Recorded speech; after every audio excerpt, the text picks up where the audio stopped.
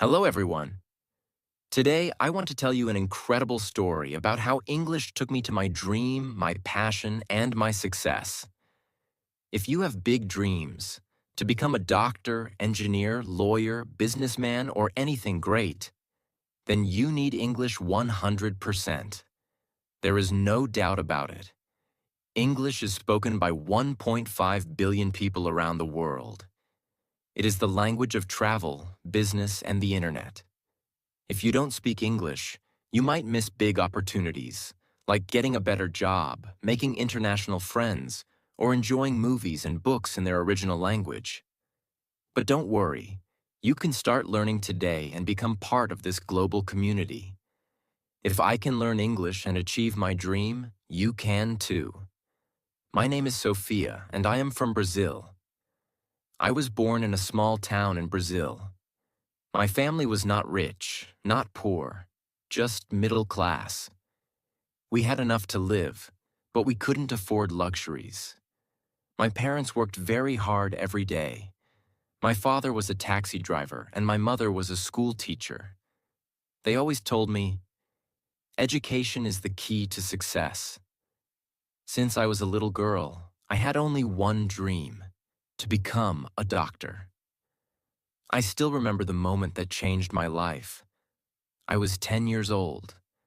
I was in the hospital because my little brother was very sick. He had a very high fever and we were scared. My parents were crying. Then a doctor came. He was calm, confident, and full of kindness. He smiled and said, "Don't worry. I will take care of your son." I watched him work. He checked my brother, gave him medicine, and spoke with so much knowledge. And then, after a few hours, my brother's fever was gone. He was safe. At that moment, I knew. One day, I will become a doctor and save lives. But as I grew up, I realized something terrible. If you want to become a doctor, you need English 100%. All medical books are in English. All medical research is in English. Even in my country, doctors needed English to study, to communicate, to work in hospitals. And my English was terrible. I went to a public school where they taught very little English. I knew basic words like, "Hello, how are you?" But when I saw a full English sentence, I felt lost. I remember in school my English teacher asked me, "Sophia, can you read this sentence?" I looked at the book. The words were dancing. I could not read. I could not understand. I wanted to cry. "I don't know, miss," I whispered. The class laughed. That day, I went home and sat alone in my room. I thought, how will I become a doctor if I can't even read a simple sentence in English? I felt hopeless. But then something happened that changed everything. One evening, my father came home tired from work. He sat next to me and said, "Sophia, what is wrong? You are always sad these days." I looked at him and said, "Papa, I want to become a doctor, but my English is bad. Without English, I cannot study medicine." My father was quiet for a long time. Then he said, "If English is stopping you, then learn English. Go to a place where everyone speaks English." I was shocked. "But Papa, we don't have money for that." He smiled and said, "We don't have much, but we have enough. Your dreams are important." That night, my parents and I sat together and talked about the best place to learn English. Why did we choose Canada? 1. Everyone speaks English. I would have no choice but to speak English every day. 2. Great education system. Canada has the best schools for learning English. 3. Multicultural and friendly people. People in Canada are warm and kind to international students. 4. Affordable compared to other countries. Studying in the USA or the UK was too expensive, but Canada was possible. It was not an easy decision. We were a middle-class family. My parents had some savings, but not much. They made a huge sacrifice. They used almost all their savings to pay for my flight, my English school, and my first few months of living in Canada. Before leaving, my mother held my hand and said, "Sophia, we are giving you everything we have. Promise me, you will not give up." I had tears in my eyes. I hugged her and said, "I promise, Mama." And then, with one suitcase, a little money, and a big dream, I flew to Canada. The moment I landed in Toronto, Canada, I felt like an alien. The weather was freezing. In Brazil, it was always warm, but here, my hands were like ice. The food was strange. I missed my mother's homemade Brazilian rice and beans. The people were nice, but they spoke so fast. And then, the biggest problem, English. At the airport, a man asked me, "Hey, do you need a taxi?" I panicked. I did not understand. I just smiled and said, "Yes." He said, "Where to?" I had no idea what he said. My brain stopped working. Finally, I showed him the address on my phone. That night, in my small rented room, I cried. What am I doing here? I can't understand anything. How will I survive? For the first time in my life, I felt completely alone. The next day, I went to my English language school. The teacher smiled and said, "Welcome, everyone. Let's introduce ourselves." When my turn came, I stood up. My hands were shaking. I said, "My name, Sophia. From Brazil." I wanted to say more, but my mind was blank. My words were stuck in my throat. The teacher smiled, but I saw some students laughing. I sat down and felt humiliated. That night, I made a decision. No matter how hard it is, no matter how many mistakes I make, I will learn English. I made a plan. I promised myself, I will do everything possible to become fluent. And that was the beginning of my English learning journey. I still remember my first few weeks in Canada. It was like stepping into a new world, exciting but also terrifying. Everything was different. In my country, I understood everything. Here, I felt like a baby learning how to speak. Before I tell you how I improved my English, let me tell you about the strangest things I noticed in Canada. No school uniforms. In Brazil, students wore uniforms. But in Canada, children wore anything they wanted. Some wore pajamas to school and nobody cared. People don't touch much. In my country, we hug, kiss on the cheek, and stand close. But in Canada, people like personal space. If you hug someone without asking, they feel uncomfortable. Weather changes in seconds. 1 minute, it's sunny. The next, it's raining or even snowing. Self-checkout in stores. In many supermarkets, there was no cashier. People scanned and paid for their own groceries. People say sorry for everything. Even if you step on their foot, they say sorry. I found that so funny. Food portions are huge. I once ordered a small meal at a restaurant, and it was like food for 3 people. But the biggest shock was the English. People spoke so fast and used slang I had never heard before.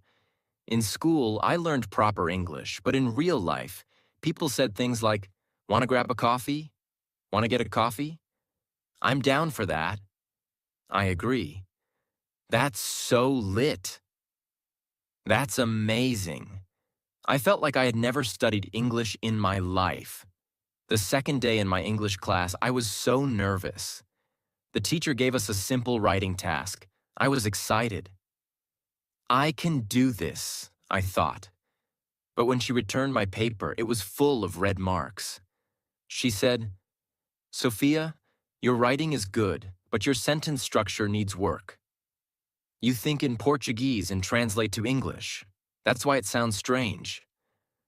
I felt frustrated. Speaking was even worse. The teacher asked me a question, and I knew the answer in my head. But when I opened my mouth, nothing came out. I felt like crying. Will I ever speak English fluently?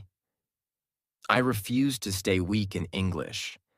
I knew that if I didn't improve, my dream of becoming a doctor would die. So, I made a plan. A.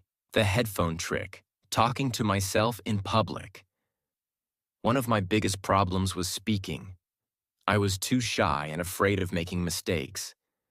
So, I found a solution. I put on headphones and walked around the city pretending I was on a phone call. But I was actually talking to myself in English. I described everything around me.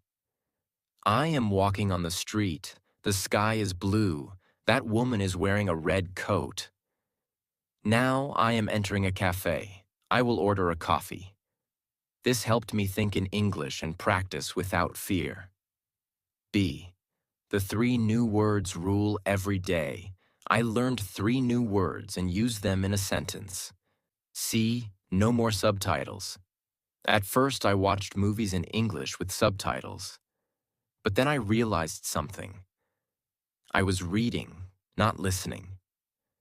So I turned off subtitles and forced myself to understand. It was hard at first, but soon I started catching common words and phrases. One day, I went to a coffee shop and decided, today I will talk to someone in English no matter what. I walked to the counter. The barista smiled and said, "Hey, what can I get you today?" My heart was beating fast. "Don't panic, Sophia. You can do this." I took a deep breath and said, "I would like a cappuccino, please." She smiled and asked, "Do you want it with almond milk or regular milk?" I understood her. I quickly said, "Regular milk, please." She gave me my coffee and said, "Here you go, have a great day." And I replied, "You too." It was a small conversation, but I felt like I had won a gold medal. That day, I realized something important. English is not about being perfect. It's about being confident. Learning English was one challenge, but surviving in Canada was another. Canada is expensive. Here's what I spent each month. Rent for a small room, $800. I lived with a roommate to save money. Groceries, $250. I learned to cook at home to save money. Transportation, $120. A bus pass in Toronto. Phone bill, $50. English classes, $500 per month. I worked part-time in a small cafe to pay my bills. It was tough. I woke up at 6 a.m., went to school, worked in the cafe, came home tired, and still studied English at night. I missed my family. I missed home. But every time I felt like giving up, I remembered my parents' sacrifice. I could not fail. The biggest turning point was when I stopped translating in my head. At first, my brain always did this. I hear a sentence in English. I translate it into Portuguese in my head. I think of an answer in Portuguese. Then I translate it back into English.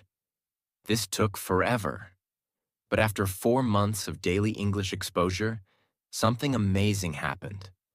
One day I was in a grocery store. The cashier asked, "Do you need a bag?" And without thinking, I said, "No, I have one." "Thanks." For the first time, my brain didn't translate. I realized I was finally thinking in English. If you are struggling with English, here is my advice. 1. Speak every day, even if you are alone. Use the headphone trick like I did. 2. Stop translating in your head. Start thinking in English. 3. Talk to native speakers, even if it's scary. 4. Surround yourself with English. Change your phone, movies, and music to English. 5.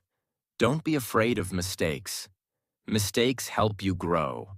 And most importantly, never give up. I still remember the day everything changed for me.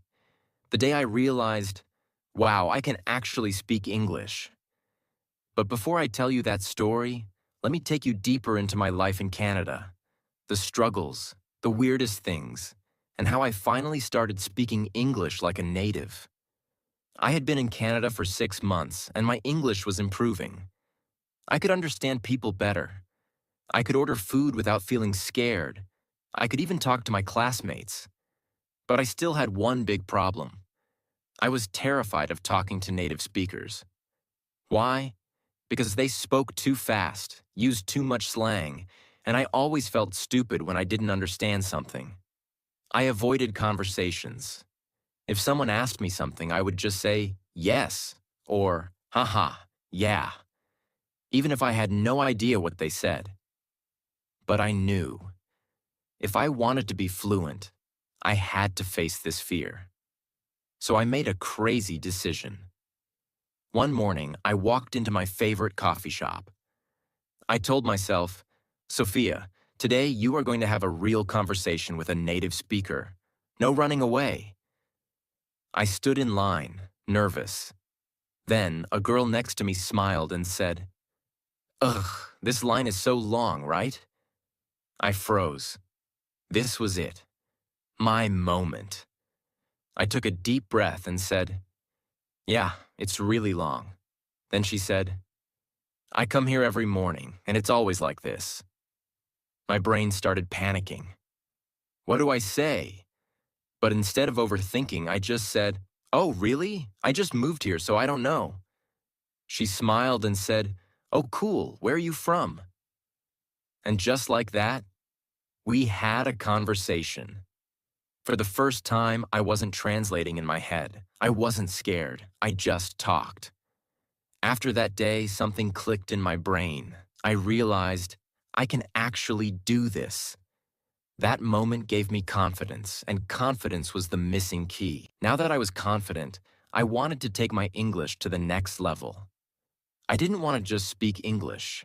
I wanted to sound like a native speaker. So I started doing something crazy. The shadowing method. I started copying everything I heard. Whenever I watched a TV show, I paused, repeated the sentence exactly like the actor, and tried to match their accent. Example, I hear the sentence, oh my God, that's insane. I pause and say it exactly the same way. Oh my God, that's insane. Copying the tone, speed, and emotion. I did this for hours every day. At first, it felt weird. But after 1 month, my pronunciation improved so much. I also started keeping a notebook of my English mistakes. Every time I made a mistake, I wrote it down and corrected it. Example, I agree with you. I agree with you. By reviewing my mistakes every day, I stopped repeating them. This was the hardest step for me, but I forced myself to make Canadian friends because I knew that was the fastest way to improve. Here's what I did. 1. I joined local events. I went to free meetups for international students. 2. I used conversation exchange apps. I found Canadians who wanted to learn my language, so we did a language exchange. 3. I talked to my coworkers. I stopped being shy and started chatting with them more. And guess what? The more I talked to real Canadians, the more natural my English became. Even though my English was improving, life was still hard. I was always tired. Studying English, working part-time, and cooking my own food was exhausting. I missed my family. I couldn't visit home because flights were too expensive. I struggled with money. Even after 6 months, I still felt broke all the time. One day, I had only $5 left in my bank account. I sat in my tiny room and cried. Why is this so hard? Am I making a mistake? Should I just go back home? But then I remembered why I was here. I didn't come all this way just to give up. So I wiped my tears and said, "No, I will make this work." And I did. I want you to imagine something. Imagine waking up every morning in a beautiful apartment, looking at the city skyline, drinking coffee, and thinking, I made it. I did it. I became the person I always dreamed of. That's my life now. But 5 years ago, I was a broke student, struggling with English, feeling lost in a foreign country. To get into medical school, I had to pass the IELTS exam. And let me tell you, it was terrifying. The reading section was full of long, confusing passages. The speaking section made me feel like I was being judged. The writing section was a nightmare. I studied every single day. I practiced writing essays. I recorded myself speaking. I read complicated medical articles. On the day of the exam, I walked into the room shaking. But then I told myself, Sophia, you didn't come this far to fail. You know this. You worked for this. So I took a deep breath and did my best. A week later, I got my results. I passed. I held the paper in my hands, crying, I did it. I actually did it. That was the moment I knew. Nothing could stop me now. With my IELTS score, I finally got accepted into one of the best medical universities in Canada. But guess what? The real struggle was just beginning. Medical textbooks were in advanced English. Professors spoke in complex medical terms. I had to write perfect reports and give presentations. It was 10 times harder than anything I had faced before. But I remembered something.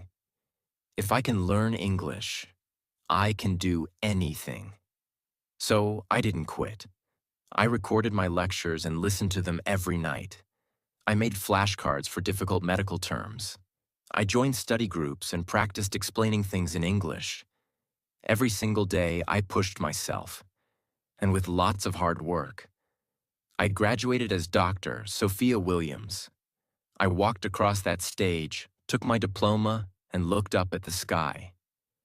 This is for you, Mom and Dad. I made it. After graduation, I got my first job at a big hospital in Toronto. My first month's salary? $8,000.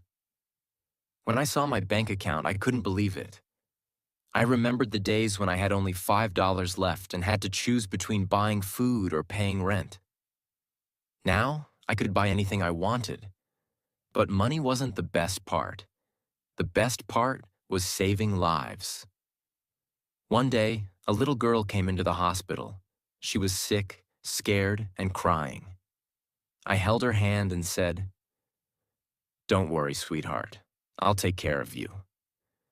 Her mother looked at me with tears in her eyes and said, "Thank you, doctor." At that moment, I felt something I had never felt before. I wasn't just an English learner anymore. I wasn't just a student. I was a doctor, and I had earned this. Now listen to me carefully. I know many people say, accept yourself as you are. I disagree. You should never accept being weak. You should never accept being average. You must change yourself, not for society, not for your friends, not for your family.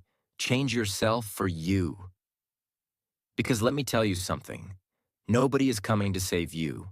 Not your parents, not your teachers, not your boyfriend or girlfriend. Only you can change your life. When I was struggling, I could have made excuses. English is too hard. I don't have enough money. I'm not smart enough. But I didn't. I looked in the mirror and said, Sophia, stop making excuses. It's time to work. And that's exactly what I did. If you're still here, it means you want more from life. So let me give you the real truth. Learn English like your life depends on it. Because it does. If you want a great career, you need English. Stop being lazy. Get up. Open a book. Watch English videos. Do the work. Put yourself in uncomfortable situations. Talk to strangers. Make mistakes. Embarrass yourself. That's how you grow. Today, I live in a beautiful apartment in downtown Toronto. I wake up every morning feeling proud of myself. I drive my dream car. I travel to different countries. I help my parents financially. And most importantly, I love my life.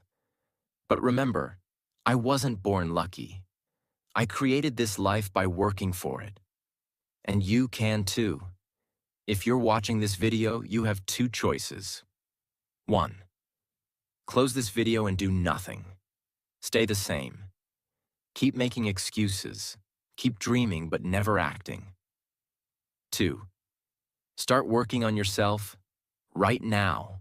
Learn English every day. Improve yourself. Change your life. The choice is yours. If you choose the second option, then subscribe to this channel, like this video, and let's start your journey today. Because trust me, when you become the best version of yourself, it feels like the world is in your hands. Now go, change your life. Thank you so much for watching Inspiring English.